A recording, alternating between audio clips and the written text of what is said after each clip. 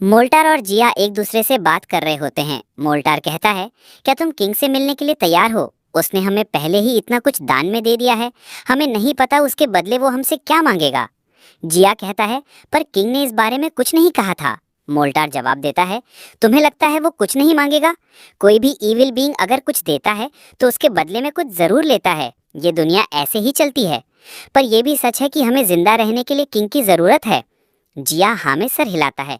हाँ, अगर हम वापस वैगाबॉन्ड गए तो हमें रोज खाने के लिए तरसना पड़ेगा, ज्यादा दिन तक नहीं टिक पाएंगे। मोल्टार बताता है कि हम डार्क कॉन्टिनेंट में इसलिए आए थे क्योंकि हमें कहीं और जगह नहीं मिली। शायद ये हमारा आखिरी मौका हो। अब हमारे लोगों का भविष्य हमारे कंधों पे है। ऐसा कहकर दोनों निकल जाते हैं। लेकिन दूर से एक लंबी टांगों वाला इंसेक्ट टाइप क्रीचर उनकी बातें सुन रहा होता है। वो सीधा किंग के पास जाके इन्फॉर्म करता है कि डार्क एल्व्स थोड़े ही वक्त में यहाँ पहुँचने वाले हैं। एटो कहती है, शायद उन्होंने इतना खाना ले लिया था कि घर नहीं ले जा पाए, तो वापस देने आ रहे होंगे। इरा ताकू तो कहता है, अपने आसपास अलग कल्चर और सोच रखने वाले लोग प्रॉब्लम्स क्रिएट कर सकते हैं। अच्छा होता अगर वो बचा हुआ खाना लेके सीधा चले जाते। एटो पूछती है, किंग कोई प्रॉब्लम है? ताकू तो कहता है, मुझे अच्छे से बात करनी नहीं आती, पता नहीं मैं उनसे बात कर भी पाऊंगा या नहीं। एटो कहती है, कोई बात नहीं, मैं उनसे बात कर लूंगी आपकी तरफ से। ऐसे आपकी रिस्पेक्ट बढ़ेगी एज अ किंग। ताकू तो एटो को जिम्मेदारी दे देता है बात करने की। फिर हम देखते हैं कि मोल्टार और जिया किंग के पास पहुंच जाते हैं। दोनों धन्यवाद करते हैं कि उन्हें किंग से मिलने का मौका मिला। मोल्टार अपना परिचय देता है कि मेरा नाम मोल्टार है, मैं डार्क एल्व्स के सबसे बुजुर्ग हूँ। एटो कहती है, अच्छा लगा देखकर कि तुम्हें रिस्पेक्ट देना आता है। अब बोलो क्या काम है?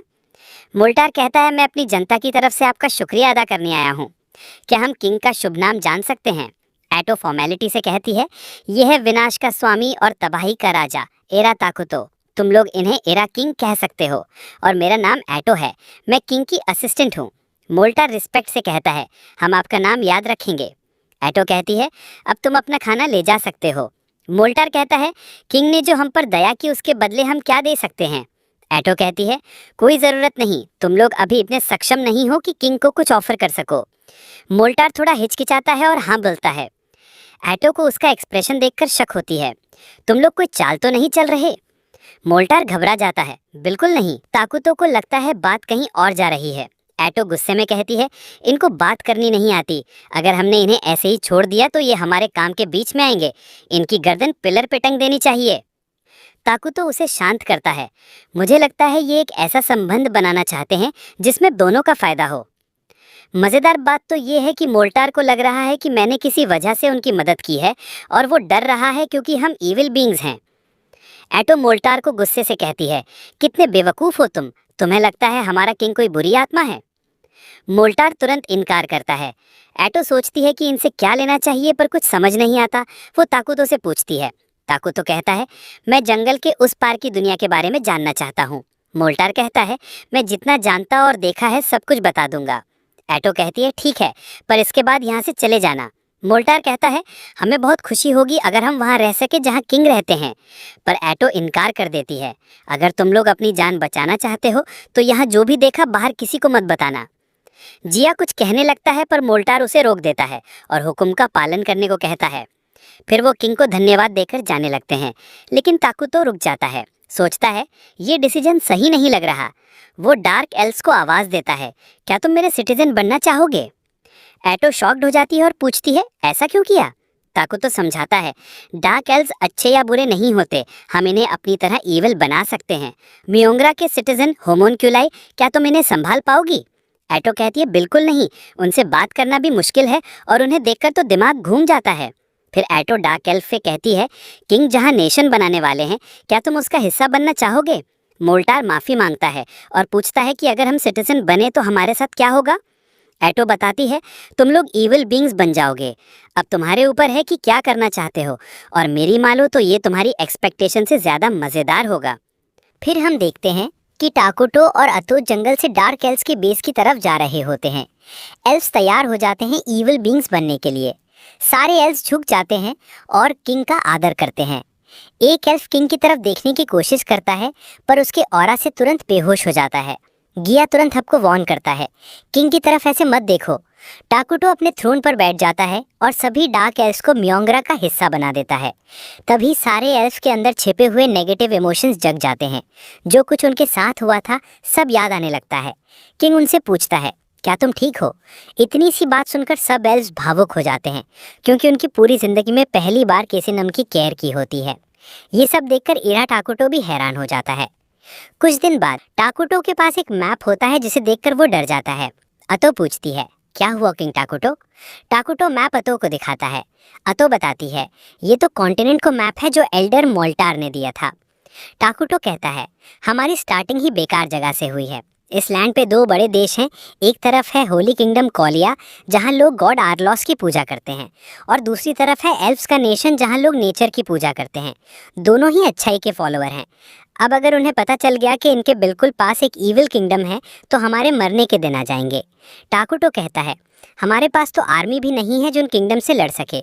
अतो और टाकुटो दोनों घबरा जाते हैं और जैसे बच्चे हो जाते हैं, लेटे हुए टेंशन ले रहे होते हैं।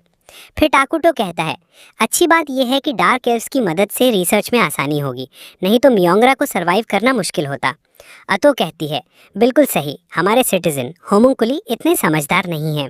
फिर अतो मुस्कुराते हुए कहती है, लगता है डार्क एल्फ्स वापस आ रहे हैं रिपोर्ट देने, जंगल के उस पार क्या है। नेक्स्ट सीन, मोल्टार और गिया किंग को प्रणाम करते हैं। गिया कहता है, मैं अपने साथ एक इंटेलिजेंट लड़की को लाया हूँ, इसका नाम एमले है। इसके पास दूसरे राज्यों और उनके शूरवीरों के बारे में पूरा ज्ञान है। मुझे लगता है ये आपकी मदद कर सकती है। अतो कहती हैं, तुमने बहुत अच्छा काम किया। फिर अतो अनाउंस करती हैं, किंग ने तुमको एक ज़रूरी काम दिया है। मोल्टार, तुम राज्य के कामकाज संभालोगे और तुम मैजिक भी यूज़ कर सकते हो। हमें तुमसे उम्मीद है। गिया को डार्क एल्फ्स का लीडर बनाया जाता है। अतो कहती हैं, तुम अपनी फोर्स में अच्छे लोग जोड़ो। मोल्टार और गिया अपनी पोस्ट को एक्सेप्ट कर लेते हैं। गिया एक्साइटेड होकर कहता है, मैं अपने दुश्मनों को नहीं छोड़ूंगा, उन्हें काट के उनकी लाशें लाइन में रख दूंगा। टाकुटो उसकी बात सुनकर कहता है, ये तो काफ़ी डरावना है, लड़ाई तो काफ़ी वायलेंट है। गिया शॉक्ड हो जाता है, सोचता है, तबाही का राजा अहिंसा में विश्वास करता है। अतो कहती है, अभी तुम लोग आराम करो, जैसे ही रिकवर हो जाओ घर बनाना शुरू कर देना। मोल्टार गिया को चढ़ाते हुए अतो से माफ़ी मांगता है। गिया अपनी ताकत और गर्व में है, मैं उसके जैसा नहीं हूँ, मुझे उम्मीद है मेरी नॉलेज आपके काम आएगी। गिया मोल्टार को गुस्से से देखता है, मुझे रिकवरी की ज़रूरत नहीं, मैं अभी से काम शुरू कर सकता हूँ। अतो टाकुटो से कहती है, मुझे लगता है इन्हें काम करना बहुत पसंद है, क्या हमें इन्हें सामान इकट्ठा करने को कहना चाहिए? टाकुटो कहता है, हाँ, पर बिना जंगल को नुकसान पहुंचाए घर बनाना। मोल्टार कहता है, हम तो एल्फ्स तो जंगल को ही अपना घर मानते हैं, आपकी ये इच्छा हम पूरी कर सकते हैं। गिया हैरान हो जाता है, तबाही का देवता जंगल को नुकसान नहीं पहुंचाना चाहता? टाकुटो कहता है, काम अच्छे से करना, उसके बाद रीफॉरेस्टिंग कर देना। मोल्टार और गिया रीफॉरेस्टिंग का नाम सुनकर शॉक हो जाते हैं। अतो कहती हैं, क्या तुम्हें मैजिक के 6 मेजर एलिमेंट्स और मिलिट्री मैजिक के बारे में पता है? मोल्टार कहता है, मुझे सिर्फ 4 बेसिक एलिमेंट्स का पता है। एमले कहती है, मैंने किसी भी राज्य में मिलिट्री मैजिक का नाम नहीं सुना। अतो और टाकुटो समझ जाते हैं कि ये दुनिया मैजिक और टेक्नोलॉजी में बाकी वर्ल्ड से काफ़ी पीछे है। मोल्टार पूछता है, तो हमारी टेक्नोलॉजी किंग की सोच से भी नीचे है? अतो समझाती है, हाँ, पर इसका मतलब हमें उनसे आगे बढ़ने का मौका मिल सकता है। अतो रीफॉरेस्टिंग का मतलब बताती है, एनवायरनमेंट को नुकसान नहीं होता और फ्यूचर के रिसोर्सेज सिक्योर रहते हैं। मोल्टार कहता है, सही बात है, पेड़ों को मैच्योर होने में बहुत साल लग जाते हैं और हमारे पास ऐसी मैजिक टेक नहीं जिससे उनकी ग्रोथ तुरंत हो जाए। अतो टाकुटो की तारीफ करती है, हमारा किंग बहुत समझदार है, तुमने सोचा भी नहीं होगा, इनके पास हर एक चीज़ की नॉलेज है। तुम्हें खुश होना चाहिए कि किंग टाकुटो ने तुम पर दया की। इतनी तारीफ सुनकर टाकुटो का पेट दर्द करने लगता है। डार्क एल्फ सोच रहे हैं कि जो एप्पल और ग्रेप्स मिलते हैं वो भी क्या किंग टाकुटो की क्रिएशन है? एमले कहती है, मुझे वो अंगूर खाया था, मुझे बहुत पसंद आया, उसमें जो बीज था मैंने उगा दिया और वो अब उगने लगा है, मैं वेट नहीं कर सकती। उसकी बात सुनकर टाकुटो सोचता है, मैंने पहले ये क्यों नहीं सोचा, ये फ्रूट्स तो मॉडर्न वर्ल्ड के हैं, मैं गन पाउडर और दूसरी चीज़ें भी अपने मना से बना सकता हूँ। मना ज़्यादा लगेगा पर हम काफ़ी पावरफुल हो जाएंगे। टाकुटो के चेहरे की स्माइल देखकर एमले पूछती हैं, क्या मैंने ग्रेप्स का बीज कुछ गलत कर दिया? अतो एक डरावनी सी स्माइल देती है, नहीं, तुमने तो बहुत अच्छा काम किया है। नेक्स्ट सीन, एक लड़की जो होली नेशन से होती है, उसे महसूस होता है कि कुछ बुरा होने वाला है डार्क कॉन्टिनेंट से। तभी उसे कोई आवाज़ देता है, उसका नाम होता है कार्डिनल। वो लड़की कहती है, मैं आपको कुछ बताना चाहती हूँ। पर कार्डिनल कहता है, क्रूर लोग उत्तर प्रदेश में दिखाई दिए हैं। लड़की सोचती है, इस दुनिया में कुछ बड़ा होने वाला है। दूसरी तरफ डार्क एल्व्स नए मॉडर्न बीज बोना शुरू कर देते हैं।